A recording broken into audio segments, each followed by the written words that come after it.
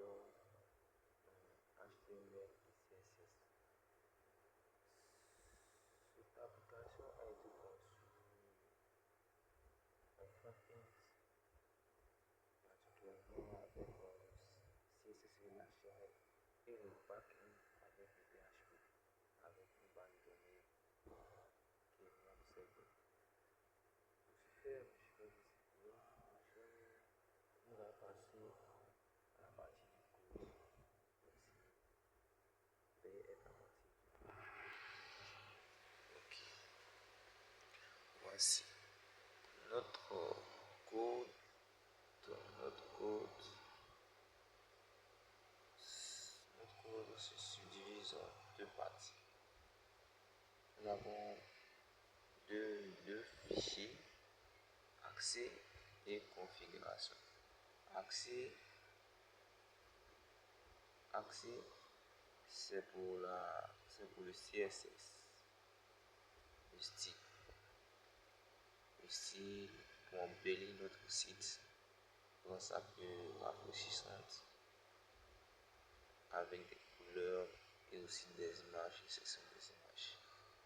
Nous avons le config qui nous permet, nous avons créé combien de dossiers? Nous avons créé environ 15 fichiers, c'est-à-dire le fichier agent qui est un agent qui est dans un pont PH qui permet de saisir, l'enregistrement d'un passage à un client. C'est-à-dire voici les différents commentaires, les différentes informations sur l'agent qui sont là, particulièrement là. Nous allons insérer les informations de l'agent ici. Et aussi les statistiques du jour que nous allons insérer avec un code PHP. Et aussi nous avons les statistiques globales. Si vous voyez bien dans ma page, je vais essayer de me connecter en tant que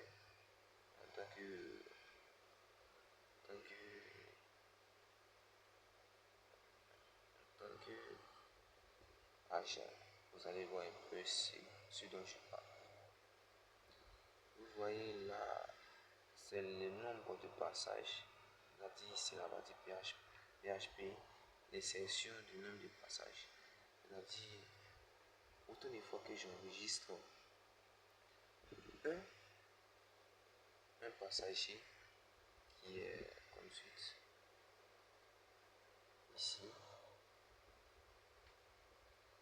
Nous allons insérer les différentes données, c'est-à-dire par exemple l'immatriculation, la marque du véhicule. Je vais prendre, je vais choisir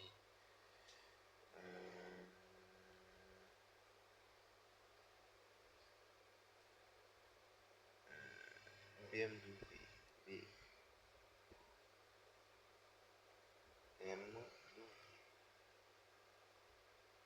Le type c'est une voiture. Sa classe elle est moyenne. Le nombre de passagers, je vais intituler Balou.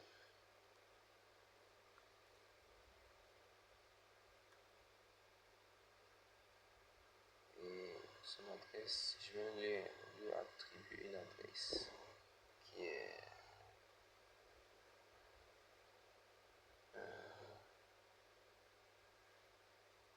à Balou.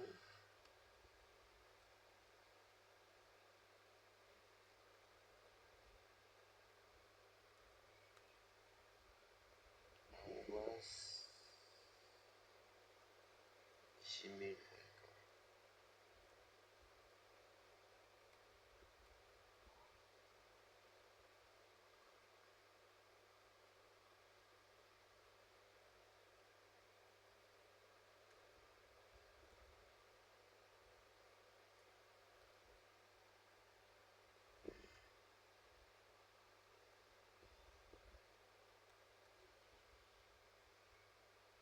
sélectionner le pont qui a été automatisé et la direction du sud vers le nord et la méthode, le moyen de paiement, la méthode de paiement, on est sélectionné par carte bancaire, on est enregistré. Et aussi, si vous voulez voir un peu, vous allez où je me vais directement dans mon espace agent, vous verrez que aujourd'hui, nous avons enregistré un passage et cela se comptabilise par le passage global et le prix total généré par le nombre total de passages. Ici nous voyons différents enregistrements. Nous venons de faire l'enregistrement par l'autre, la BMW de la voiture. Vous voyez un peu? C'est à ça. C'est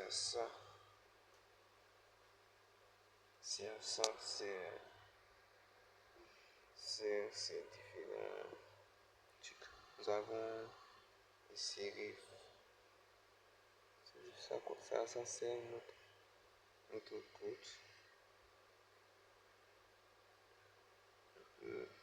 Nous avons aussi inséré dans notre PHP le front-end qui est le HTML avec un peu de CSS. Vous voyez un peu, avec un peu de CSS, nous avons attribué link, rel, style sheet, access qui est le dossier slash le style qui nous permettra d'appliquer le style CSS automatiquement qui a été rédigé et saisi dans le accès. Ainsi, nous avons les navres, ce sont les différents modules titres qui sont mentionnés ici pour que le CSS puisse s'appliquer dans notre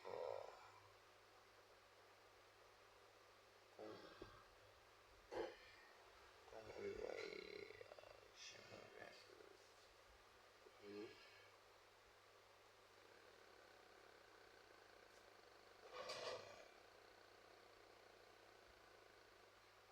sans plus tarder, nous allons passer.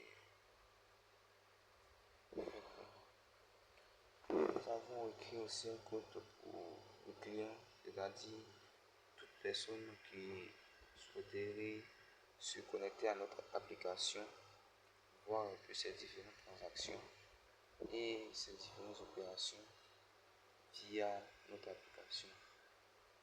Il a pour but, par exemple, de faciliter certaines recharges et aussi de se retirer plus facilement et aussi d'avoir certaines informations sur notre application.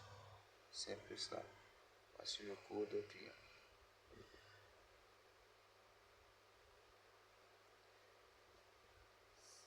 Nous avons aussi appliqué, nous avons d'abord écrit un code PHP en lui ajoutant le front-end qui est là, le HTML et CSS, qui nous permettra d'embellir notre page web. Mais le but principal du PHP ici, c'est de dynamiser. C'est un peu dynamique. Lorsque nous cliquons sur un bouton, il nous envoie directement sur ce bouton que nous avons signifié. Et lors des enregistrements vont directement dans la base de données et s'enregistrent. Voici. ces différentes statistiques sont enregistrées dans la base, dans notre base de données qui est le passage total. Si le temps nous permet, nous allons partir le code. Nous allons aussi sélectionner les dernières transactions aussi.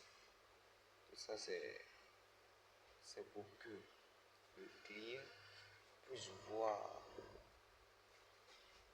les paiements, les transactions, les reçus faits par un agent qui les enregistre. C'est un peu de ce que j'ai ajouté le client. Et si c'est un peu ça, nous avons utilisé la classe container pour que ça puisse se faire.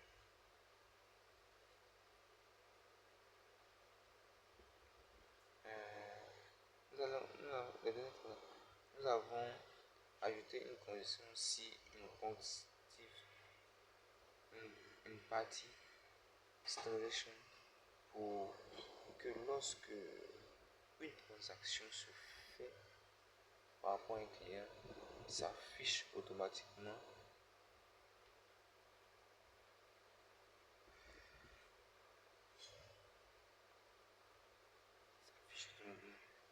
dans le cas contraire, comme nous n'avons pas aussi en tant que tel, nous n'avons pas en tant que tel gérer les transactions chez un client. C'est pour cela que je ne verrai pas trop les détails. Je vous fais un peu parcourir les routes.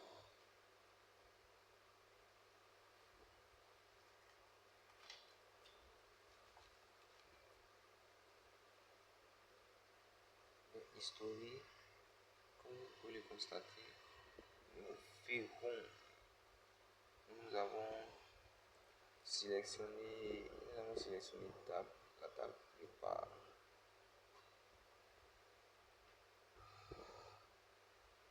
Nous avons sélectionné la table agent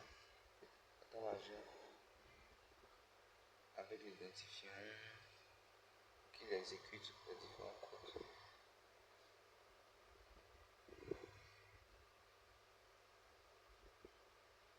Ça, c'est une requête. C'est-à-dire pour faire la diffusion, la recherche. Lorsque je veux déterminer, par exemple, je vais chercher, j'en ai par exemple ici, chercher un véhicule, mais j'ai par exemple le type de véhicule qui a été enregistré tout à l'heure, à une date précise. C'est pour cela que nous avons saisi une requête SQL pour pouvoir faire les différentes recherches. Vous verrez dans ma page ici, dans historique, parce que j'écris sur historique, filtrer. Filtrer, c'est ça qui nous permet de faire les différentes recherches. C'est-à-dire, mettre une date, insérer une date. Je vais mettre la date d'aujourd'hui et je vais dire que c'est une voiture. Automatiquement, il va me faire part de cet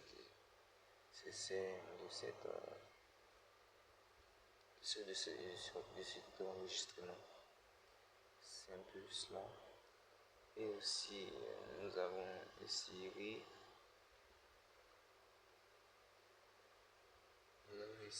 aussi index qui est la page de connexion. Nous avons fait appel à configure authentique c'est-à-dire qui permet d'identifier une personne qui a été enregistrée dans notre base de données. Si la personne a été enregistrée dans la base de données, Elle donne alors accès à cette personne d'accéder à son espace. C'est ça, c'est un peu cela que s'agit la configuration. Maintenant, si la personne est connectée, la personne pourra accéder directement. Si la personne sait ses données enregistrées, il pourra accéder ensuite à notre page qui est index.php. Il pourra accéder maintenant à l'espace si c'est client ou agent. Okay. Nous avons aussi essayé d'automatiser un peu le login. Le login, c'est un peu comme la page de connexion, c'est-à-dire une page de rassemblement qui regroupe une page de connexion de la base de données, qui connecte la base de données un peu. C'est un peu dans ce contexte. Comme vous pouvez le constater, nous avons essayé aussi d'embellir avec HTML et le CSS. C'est un login où une personne, lorsqu'il saisit son mot de passe, ses différentes coordonnées, c'est en cela que ici il va vérifier dans notre serveur, dans notre base de données, si cette personne a été identifiée auparavant et si ces coordonnées sont vraiment enregistrées dans notre base de données. C'est à cela que ça le login est. Ici c'est le bouton modifier. Lorsque nous allons cliquer sur modifier, nous puissions modifier les différentes informations qui ont été enregistrées. En fait. Et aussi ça c'est le bouton supprimer qui nous permet de supprimer les informations. Ici nous avons utilisé uniquement le code PHP et on peut dire aussi nous avons utilisé le code PHP seulement avec un peu le style CSS pour rendre ça un peu, pour rendre la partie supprimée un peu belle quoi, c'est un peu ça. Et nous avons le registre. Le registre c'est un registre. Le registre c'est un peu comme un registre, c'est moi comme un registre. Celui qui enregistre c'est une page qui enregistre les différents enregistrements faits par un passage, c'est un peu cela. Et aussi, nous donnons aussi l'occasion à notre agent de pouvoir imprimer un reçu lors d'un passage et d'attribuer ça à son client. C'est un peu ça, rendre un peu notre application plus mobile. C'est un peu cela. Merci. Merci, merci. Merci, j'ai fini un peu ma présentation. Alors, merci beaucoup.